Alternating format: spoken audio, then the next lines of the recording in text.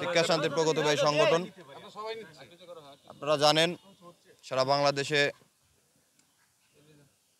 যেভাবে ছাত্ররা বিএনপির উস্কানিমূলক বা উস্কানিতে আজকের এই কোঠা আন্দোলনে তারা আন্দোলন এবং বিক্ষোভ করছে, আমরা ছাত্ররা আমাদের ছাত্রদের কাজ পড়াশোনা করা।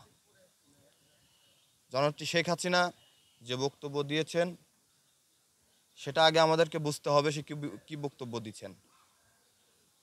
আমরা বিভিন্ন জায়গায় দেখতে পাচ্ছি যে প্রত্যেকটা ক্যাম্পাসে ছাত্ররা যেভাবে বিএনপির উস্কানিমূলকে তারা স্লোগান দিচ্ছে যে আমরা রাজাকার, আমরা রাজাকার। আসলে সেই স্লোগানটা আসলেই ভুল। জননেত্রী শেখ হাসিনা এতটুকু বোঝাইছে যে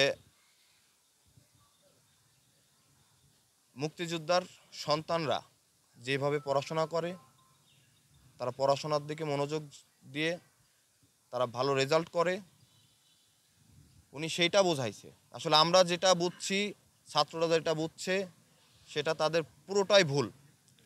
আমরা শুনেছি যে সারা বাংলাদেশে গতকালকেও ঢাকাতে যে পরিমাণ ছাত্রদের সঙ্গে আমাদের ছাত্রলীগের যে সংঘর্ষটা হয়েছে, আসলে আমাদের ছাত্রলীগের প্রত্যেকটা নেতাকর্মী কিন্তু তাদেরকে বোঝানোর চেষ্টা করছে, কিন্তু তারা না করে তারা ছাত্রলীগের কর্মীদেরকে, নেতাদেরকে যেভাবে মারধর করছে।